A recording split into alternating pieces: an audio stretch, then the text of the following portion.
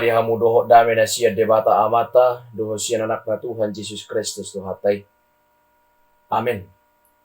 Tapi parhorasan manugut marihita damang renang dengan nahina holongan di bagasan Kristus Yesus. Shalom. Saudara yang kekasih, firman Tuhan dalam persekutuan kita di pagi hari yang indah ini tertulis dalam kitab 1 Samuel 7 ayat ke-14, demikian kebenaran firman. Kemudian orang-orang Israel menjauhkan para Baal dan para Astoret dan beribadah hanya kepada Tuhan. Demikian kebenaran firman.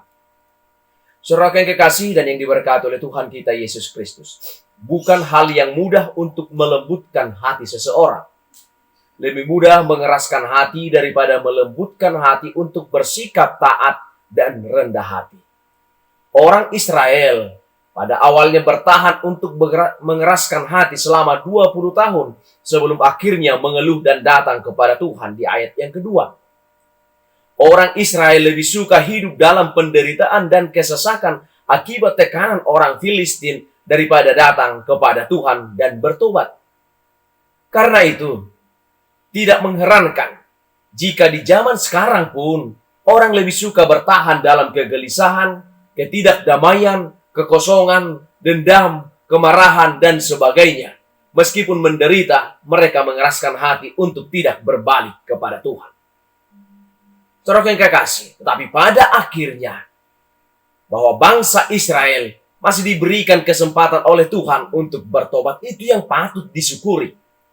Samuel meminta mereka untuk berbalik kepada Tuhan dengan segenap hati menjauhkan Allah asing, yaitu Baal dan Astoret, dari tengah-tengah mereka. Samuel meminta orang Israel untuk berbalik kepada Tuhan dengan segenap hati. Maksudnya tidak dengan setengah hati dan benar-benar meninggalkan Allah-Allah lain.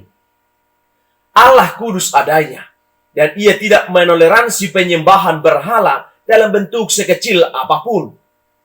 Bahkan Tuhan Yesus juga di dalam Matius 6 ayat 24 pernah berkata bahwa kita tidak dapat mengabdi kepada dua tuan.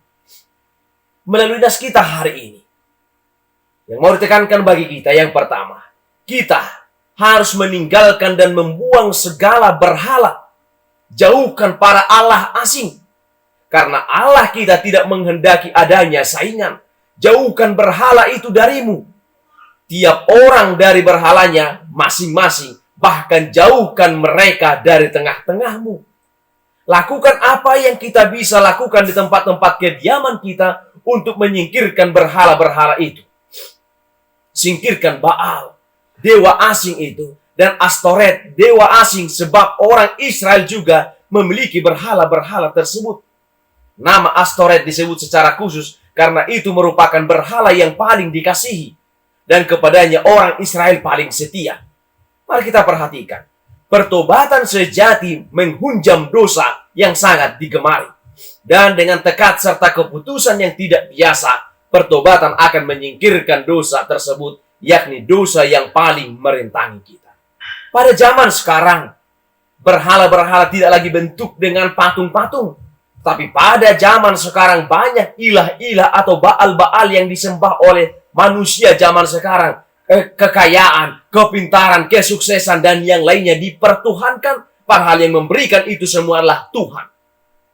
Yang kedua, yang ditekankan firman Tuhan, kita harus sungguh-sungguh kembali kepada Allah dan lakukanlah itu dengan pertimbangan penuh serta kebulatan hati yang teguh, karena keduanya dibutuhkan dalam mempersiapkan hati, mengarahkan, menunjukkan, dan menetapkan hati kita kepada Tuhan. Yang ketiga, kita harus mempersembahkan diri seutuhnya bagi Allah, bagi Dia dan tidak ada yang lain. Kepada Dia harus engkau beribadah. Kalau tidak demikian, kamu sama sekali tidak beribadah kepada dan tidak menyenangkan Dia. Inilah salah satunya, satu-satunya jalan, cara yang pasti menuju kemakmuran dan kelepasan. Pilihlah jalan ini, maka Ia akan melepaskan kamu dari tangan orang Filistin, sebab Ia menyerahkan kamu ke tangan mereka karena kamu meninggalkan Dia dan beribadah kepada Allah lain. Itu yang disampaikan oleh Samuel kepada orang Israel. Dan itu juga yang mau disampaikan oleh firman Tuhan bagi kita. Ketika kita mau melepaskan semua itu dan memilih jalan yang benar, maka Tuhan akan melepaskan kita.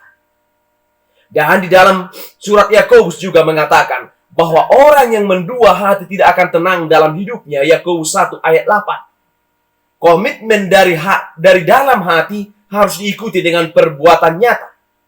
Orang Israel menjauhkan Baal dan Astoret dan kemudian mengaku dosa-dosa mereka di hadapan Tuhan di Mispa di 1 Samuel 5, 7 ayat 5 sampai 6.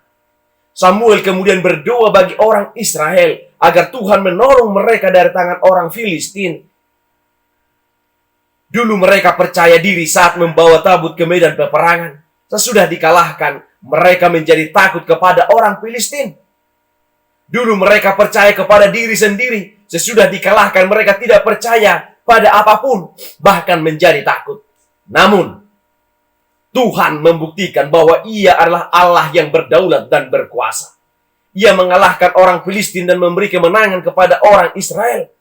Daerah-daerah yang pernah takluk kepada bangsa Filistin direbut kembali oleh orang Israel. Saudara kekasih, apakah saudara menginginkan agar Tuhan memulihkan hidup saudara? Sudahkah saudara dengan segenap hati kembali menjadi percaya kepadanya? Itu kunci pemulihan. Percaya dan kembali kepada Tuhan. Berserah dan taat kepada Allah adalah permulaan hidup dalam naungan pemeliharaan Allah. Berserah dan taat kepada Allah adalah permulaan hidup dalam naungan pemeliharaan Allah. Amin. Kita berdoa di dalam doa Bapa kami. Bapa kami yang di sorga, dikuduskanlah namamu. Datanglah kerajaanmu. Jadilah kehendak-kehendakmu di bumi seperti di sorga. Berikanlah kami pada hari ini makanan kami yang secukupnya.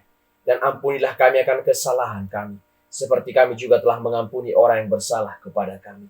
Dan janganlah membawa kami ke dalam pencobaan, tetapi lepaskanlah kami daripada yang jahat. Karena Engkau yang punya kerajaan, dan kuasa, dan kemuliaan sampai selama-lamanya. Amin. Anugerah dari Tuhan Yesus Kristus, kasih dari Allah Bapa, dan persekutuan dengan Roh Kudus, itulah yang menyertai kamu. Amin.